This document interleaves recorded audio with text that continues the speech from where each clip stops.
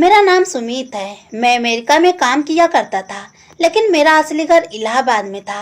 मेरी कहानी रोंगटे खड़े कर देने वाली है, जिसे सुनकर आप भी हैरान रह जाओगे। मैं जब 5 साल का था, तब मेरी माँ बाप का एक कार एक्सीडेंट में मौत हो गई। उसके बाद से मेरे बड़े भाई ने मेरा ध्यान रखा, मुझे पढ़ाया लिखाया, इस काबिल बनाया कि आज मैं पढ़ लिख कर अमेरिका में बहुत अच्छी नौकरी कर रहा हूँ। अब मैं शादीशुदा हूँ। मेरी पत्नी का नाम काजल है। मेरी शादी 6 महीना पहले हुई थी। मैंने अपनी पसंद की शादी की थी। मेरे दोस्त की शादी थी और मैं इसी की शादी में मैंने काजल को पहली बार देखा था। तो कम उम्र और खूबसूरत होने के साथ साथ बहुत ही शर्मीली लड़की थी और इसी बात ने मुझे दीवाना कर दिया था। मेरे माँ बाप तो नहीं थे, लेकिन बड़े भैया और भाभी थे। जैसे ही मैंने अपने भैया और भाभी को काजल के बारे में बताया तो मेरी भाभी बहुत खुश हुई और कहने लगी, यह तो बहुत अच्छी बात है। मुझे भी किसी का साथ मिल जाएगा और तुम्हारा भी घर बच जाएगा। चलो अच्छा है, मैं लड़की ढूंढने से बच जाऊंगी। मैं अमेरिका से कुछ दिनों की छुट्टियां पर आया हुआ था, क्योंकि मेरी नौकरी बाहर थी और मैं सालों से बाहर काम किया करता था। इसलिए मैंने भाभी से कहा कि वह मेरी चट मंगनी पर ब्याह कर दे। मैं 2 साल से पहले यहाँ दोबारा लौटकर नहीं आ सकूंगा। भाभी मेरा रिश्ता लेकर काजल के घर गई। काजल के घर वालों भी बहुत खुश हुए और इस रिश्ते के लिए राजी भी हो गए। इसी तरह 1 महीने के अंदर अंदर मेरी और काजल की शादी हो गई और वह मेरी दुल्हन बनकर हमारे घर चली आई। शादी की पहली रात थी। मैंने काजल पर पूरी तरह से अपना हक जमा लिया था और साथ ही साथ उसे यह भी बता दिया था कि मेरे बड़े भैया मेरे बाप की जगह पर हैं और उन्होंने हमेशा ही मुझे अपनी औलाद की तरह ही पाला है और अपनी औलाद की तरह ही समझा है। उन्होंने मेरी हर ज़रूरत को, हर जिद को पूरा किया है। इसलिए वह हमेशा मेरे भैया की हर बात को सर आंखों पर रखोगी और उन्हें कभी भी किसी शिकायत का मौका नहीं दोगी। शादी के 1 महीना बाद मेरी छुट्टियां खत्म हुई तो मैं टूटे दिल के साथ उसे छोड़कर अमेरिका चला गया। अपनी प्यारी पत्नी को छोड़कर अकेले जिंदगी गुजारने के बारे में सोचना भी एक मुश्किल एहसास लग रहा था और मुझे यह वक्त गुजारना था। मुझे 2 साल की जुदाई को हर सूरत में बर्दाश्त करनी थी। मुझे अमेरिका आए हुए 1 महीना गुजरा था और वह जब भी मुझसे फोन पर बातें करती तड़प तड़प कर रोने लगती। उसकी रोती हुई आवाज़ सुनकर मेरी तो जान ही निकल गई थी। मैंने फौरन पूछा, काजल बताओ क्या हुआ है, ऐसे क्यों रो रही हो? धीमी लहजे में कहने लगी, आप घर वापस आ जाएं। आपके बगैर मेरा गुजारा नहीं है यहाँ पर, मेरा मन नहीं लगता। मैं उसको समझाने के लिए कह देता कि क्यों मन नहीं लगता? हाँ, भाभी और भैया तो है ना तुम्हारा ध्यान रखने के लिए। फिर भी वह रोती रहती और कहती कि तुम जल्दी से घर वापस आ जाओ। मुझे लगा शायद उसे मेरी याद सता रही है और इसलिए ऐसी बातें कर रही है। मैंने उसे मोहब्बत से समझाया कि मेरा इस तरह से बार बार वापस आना अच्छा नहीं है। मेरी नौकरी पर फर्क पड़ सकता है और वह मुझसे दोबारा इस तरह की बात ना करे, क्योंकि मेरे लिए भी इस तरह से उससे दूर रहकर वक्त काटना मुश्किल हो जाता है। मेरी बात सुनकर वह खामोश हो गई। फिर दोबारा उसने कभी वापसी का कोई जिक्र नहीं किया और मुझे लगा कि सब कुछ ठीक हो गया है। मुझे काजल की और घर की बहुत याद सता रही थी। मैंने सोचा कि कुछ दिनों की छुट्टियां लेकर वापस घर चला जाता हूँ। मैंने अपने ऑफिस में एप्लीकेशन लगाई। मुझे छुट्टी की मंजूरी मिल गई। मैंने सोचा फ़ोन करके नहीं बताऊंगा कि मैं घर वापस आ रहा हूँ। मैं सबको सरप्राइज देना चाहता था। मैं अचानक से घर लौटा था। काजल को भी सरप्राइज देना चाहता था, लेकिन काजल की शक्ल देखकर तो मैं खुद ही सरप्राइज हो गया था। वो वैसे पेश आ रही थी जैसे उसे मेरा आना बिल्कुल भी अच्छा नहीं लगा हो या फिर मेरी मौजूदगी में उसे यहाँ पर कोई परेशानी हो। काजल के चेहरे के अंदाज बहुत ही अजीब है। भाई अभी मुझसे मिलकर कुछ ऐसे पेश आए थे। भैया मुझे देखकर खुश भी नहीं हुए, बल्कि उन्होंने तो साफ लफ्जों में कहा था कि तुम्हें इस तरह आने की क्या जरूरत थी, तुम्हारी छुट्टियों में तो अभी काफी वक्त था। मुझे तो लगा था कि मेरी पत्नी और मेरे भैया मुझे देखकर बहुत खुश होंगे। उनके अजीबो-गरीबो सवालों पर मैं बहुत हैरान हुआ था और भैया से कहा कि मेरी तबीयत कुछ ठीक नहीं थी। मुझे घर की बहुत याद आ रही थी, इसलिए मैं कुछ दिनों के लिए लौट आया हूँ। मैंने देखा कि मेरी भाभी घर पर मौजूद नहीं थी। काजल ने मुझे बताया कि भाभी की तबीयत ठीक नहीं है, वह अपने मायके गई हुई हैं। यह सुनकर मैं काफी परेशान हो गया था। मुझे भाभी से बहुत प्यार था। मैंने उससे मिलने की बात की तो भैया ने मुझे रोक दिया और कहने लगे, वह तुम्हें देखेगी तो यहाँ आने की जिद करेगी। उसकी तबीयत बहुत खराब है, उसे कुछ दिन आराम करने दो। कुछ दिन बाद मैं उसे खुद वापस ले आऊंगा। भैया की बात सुनकर मैं रुक गया। काजल हर वक्त घर के कामों में बिजी रहती थी और जब रात को कमरे में आई तो उसके अंदाज वैसे नहीं थे जैसे कि मैं उम्मीद कर रहा था। काफी दिनों बाद मैं लौटकर वापस आया था और वह बिल्कुल नॉर्मल से पेश आ रही थी। ना ही उसके अंदर जज्बात की कोई तड़प था और ना ही मिलने की कोई तमन्ना। वो मेरे बराबर में आकर आंखें बंद करके लेट गई, जैसे सोना चाहती हो। शायद वह किसी बात पर मुझसे नाराज हो और इसलिए मैंने उसे मनाने के लिए उसकी तरफ अपना हाथ बढ़ाया, लेकिन उसने तो बहुत ही आसानी से मेरा हाथ झटक दिया और कहने लगी कि मैं बहुत थक गई हूँ, प्लीज मुझे सोने दीजिए। यह कहकर उसने कमरे की लाइट भी बुझा दी। मेरे सारे अरमान मिट्टी में मिल गए, पर खामोश रह गया। जिस औरत के लिए मैं अपनी नौकरी दांव पर लगाकर वापस आया था, उसे तो मेरी कोई परवाह ही नहीं थी। जिस अंदाज में उसने मेरा हाथ झटका था, मेरी इज्जत को बहुत ठेस पहुंची थी। इसलिए मैंने खुद उसकी तरफ से मुंह फेर लिया और सो गया। लेकिन आधी रात को मुझे ऐसा महसूस हुआ जैसे काजल बिस्तर से निकलकर कहीं बाहर गई हो। कमरे से अटैची बाथरूम था। फिर वो बाहर कहाँ गई थी, मुझे समझ नहीं आया। और फिर ख्याल आया कि कहीं ऐसा तो नहीं कि वह मुझसे ज्यादा नाराज हो और इसलिए कमरे से निकली हो।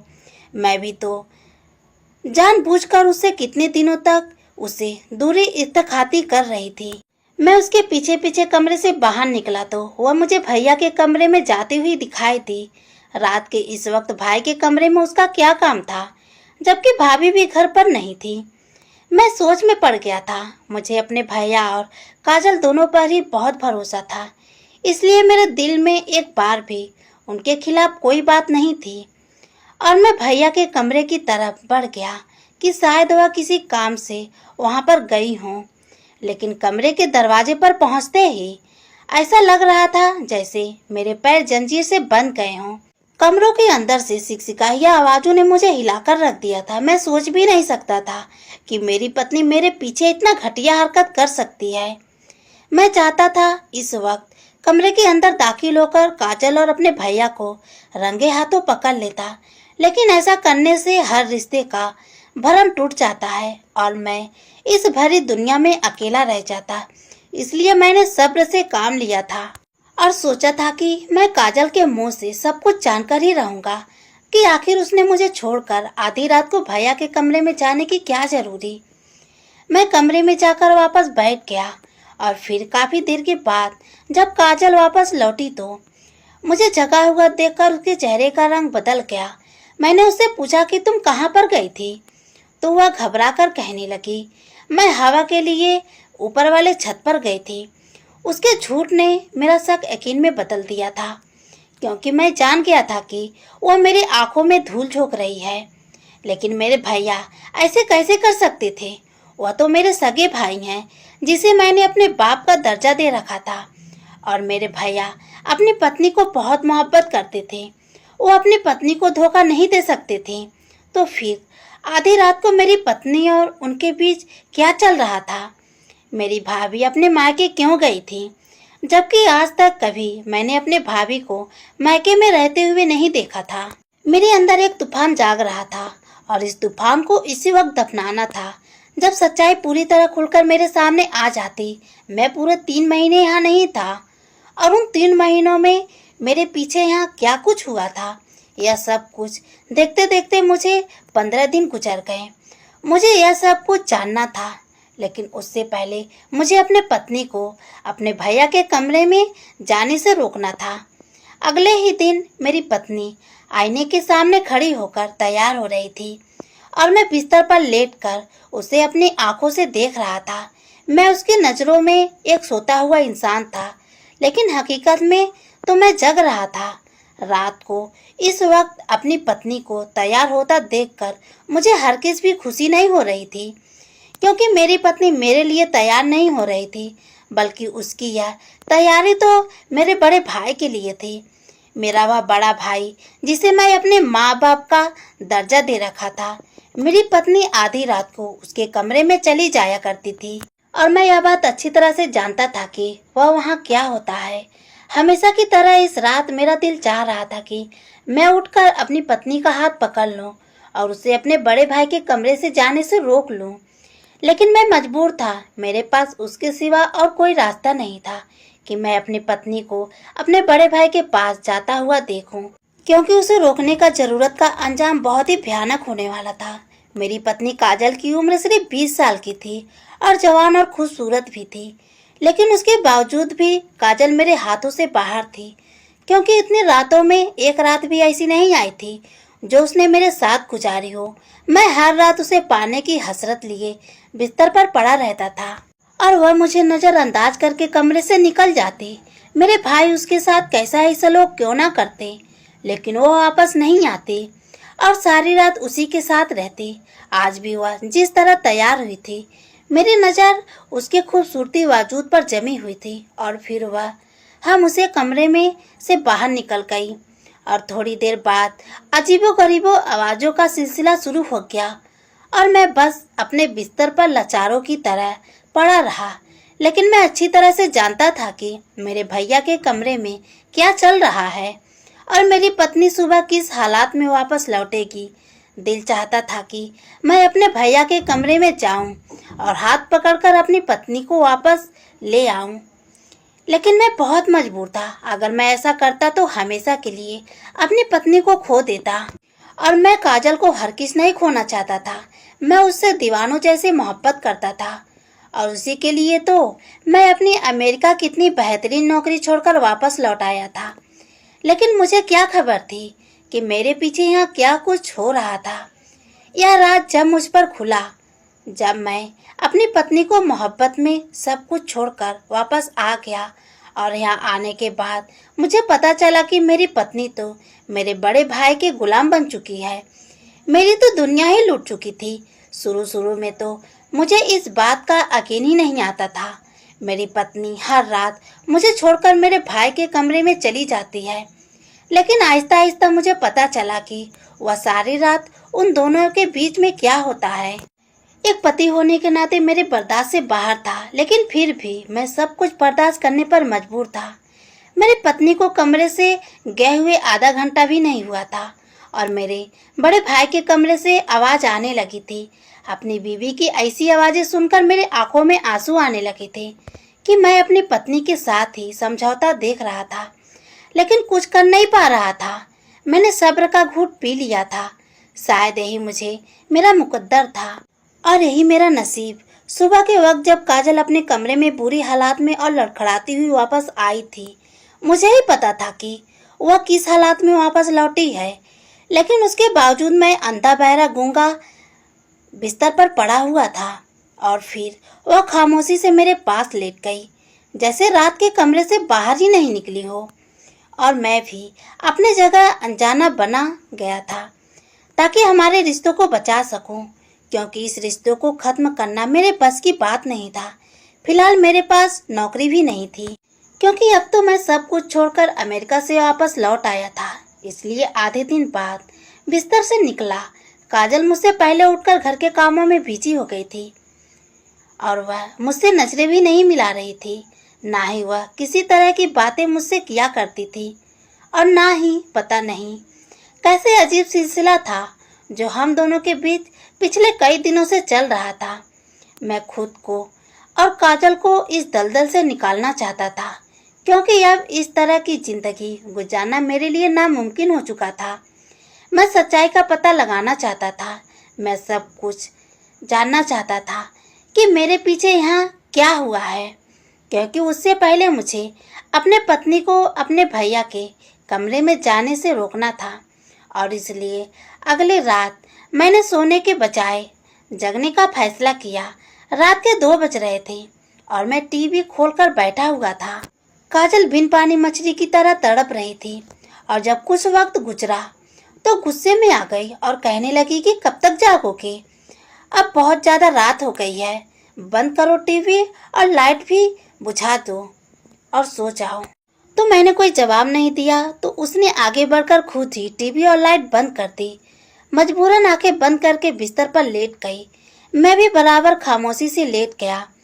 जब कुछ वक्त बाद उसे लगा कि मैं सो गया हूँ, वह पिछली रात की तरह फिर से तैयार होकर कमरे से बाहर निकल गई और मेरे दिल में आग जला उठी। उसके जाते ही मैं भी कमरे से बाहर निकला और देखा तो वह भैया के कमरे में दाखिल हो गई थी और दरवाजा अंदर से बंद कर लिया था। फौरन स्टूल पर खड़ा हुआ और रोशनदान के करीब चढ़कर झांक कर देखा तो अंदर का नजारा देखकर तो मेरे होश ही उड़ गए। मेरी पत्नी मेरे भैया के करीब खड़ी थी और मेरे भैया के हाथ में जलती हुई मोमबत्ती थी, जैसे भैया ने काजल की हथेली पर रख दिया था। और काजल बिल्कुल इस तरह खामोश पड़ी थी जैसे बेजान मूरत हो। इसके बाद जो कुछ हुआ वह देखकर मेरे रोंगटे खड़े हो गए। काजल तो वही सब कुछ कर रही थी जो भैया से करवाना चाहते थे। काजल की हालात ऐसी नहीं थी। अगर भैया उसे छत पर उल्टा लटकाने को कहते तो शायद वह उसे भी इनकार नहीं करती, लेकिन ये सब कुछ क्या था और क्या हो रहा था मैं नहीं जानता था। इस रात मैं चुपचाप ऐसे ही वापस लौटकर अपने कमरे में जाकर लेट गया और अगली रात मैंने फिर से काजल को किसी तरह भैया के पास उनके कमरे में जाने नहीं दिया था। जैसे ही वह तैयार होने लगी, मैं फौरन से बिस्तर से उठा और उसका हाथ पकड़कर उसे बैठाया और कहा कि आज की रात तुम कमरे से बाहर नहीं जाओगी। मेरा लिहाजा और मेरा अंदाजा देकर वो खामोश हो गई। फिर कुछ देर बाद बिस्तर पर बुरी तरह से तड़पने लगी। उसकी हालत बिल्कुल खराब हो गई थी। फिर मेरी बाजू में झूल गई थी। ऐसा लग रहा था जैसे वह कुछ पल की ही मेहमान हो। मैं पूरी तरह से घबरा गया और जोर जोर से चीखने लगा। मेरी आवाज़ मेरे भैया सुनकर मेरे पास चले आए और काजल की ऐसी हालत देखकर मुझे कहने लगे कि इसे मेरे कमरे में जाकर लिटा दो। भैया की आवाज़ सुनकर मैं गुस्से में कहा कि काजल की हालत इतनी खराब है, आपके कमरों में लेकर क्यों जाऊं? मुझे इसको हॉस्पिटल लेकर जाना है। भैया कहने लगे कि इनका इलाज मेरे कमरे में है, ना कि हॉस्पिटल में। जो मैं कह रहा हूँ वही करो। उनका लिहाजा इतना सख्त था कि मैं काजल को उनके कमरे में ले गया और उनके बिस्तर पर लेटा दिया। पहले मुझे कमरे से उन्होंने बाहर निकालने का हुक्म दिया और खुद ना जाने उसके साथ कमरे में बंद होकर क्या क्या करने लगे। लेकिन कुछ देर बाद जब काजल उनके कमरे से निकलती तो वह पहले की तरह बिल्कुल ठीक थी। उसे ठीक ठीक देखकर मैं भी बहुत हैरान था और कुछ भी था, लेकिन यह बात मेरी समझ से बाहर थी। आखिर भैया ने उसके साथ ऐसा क्या किया है? जो कुछ मैंने पिछली रातों में अपनी आंखों से देखा था वो अभी बातें यकीन करने वाली तो नहीं था, और जो आज हुआ था उसने तो मेरे होश उड़ा दिए थे। बहुत ही ज्यादा डर लग रहा था क्योंकि काजल को तकलीफ में देखकर मेरे लिए बहुत ही मुश्किल था। और फिर हर गुजरती रात के साथ मुझे एहसास हुआ कि मैं जिस रात काजल को भैया के कमरे में जाने से रोकता था उसकी हालत ऐसी बिगड़ जाती थी। मुझे वापस आए हुए 15 दिन से ज़्यादा हो चुके थे, लेकिन एक रात भी काजल ने मेरे साथ नहीं गुजारी थी, बल्कि वह हर रात भैया के कमरे में चली जाती और मैं सब कुछ देखकर भी अनजान बन जाता था। अगर मेरी जगह कोई और होता तो सीधे अपने भैया का गिरबान पकड़ता और अपनी पत्नी को भी कठोर घेरे में खड़ा कर देता। लेकिन मसला यह था कि मैं रिश्तों को खोने से डरता था।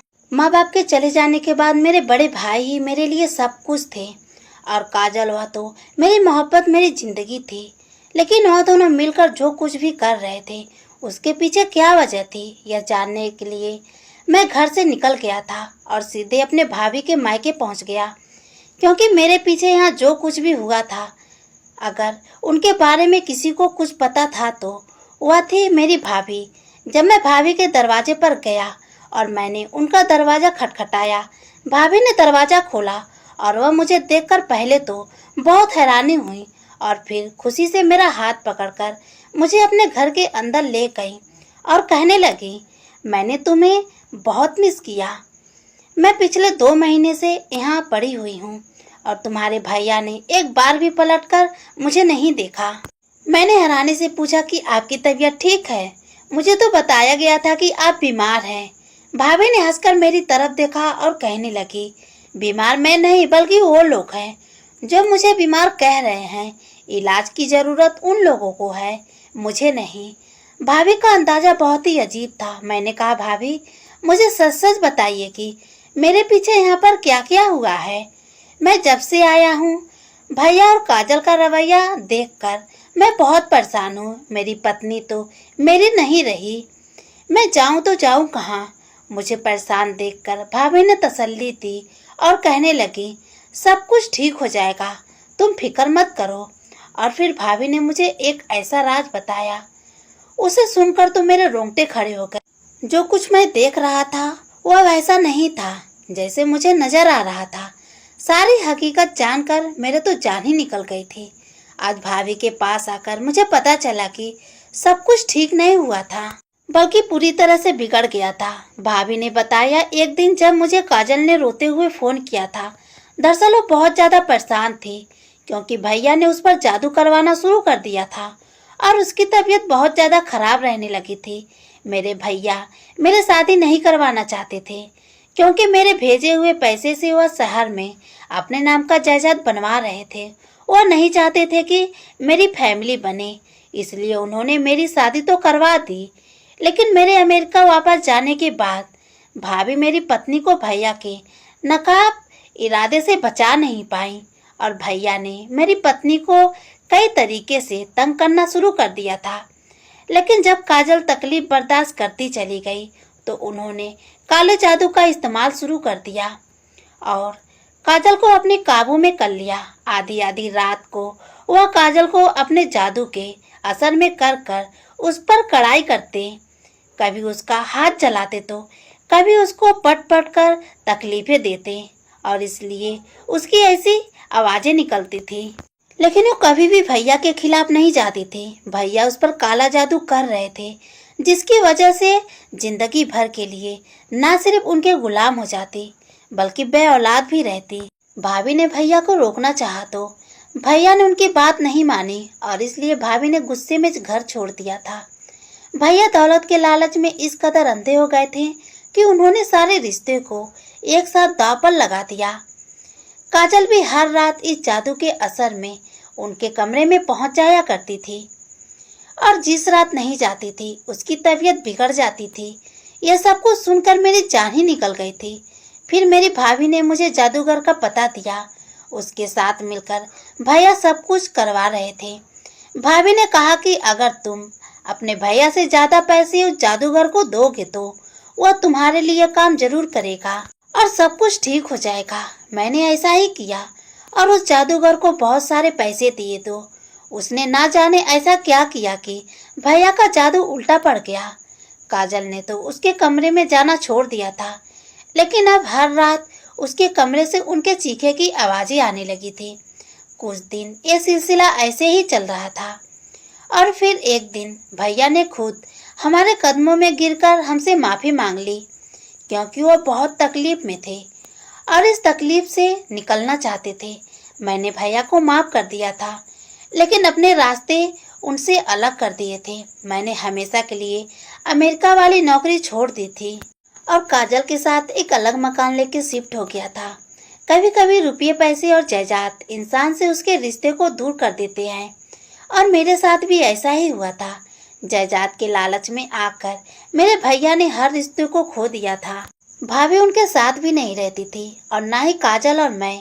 क्या आप लोगों ने भी आज की दुनिया में ऐसे लालची लोगों को देखा है जिन्हें दौलत के आगे रिश्ते की कोई परवाह नहीं होती? अब मैं और काजल हम दोनों ने अपनी एक अलग ही दुनिया बसा ली थी।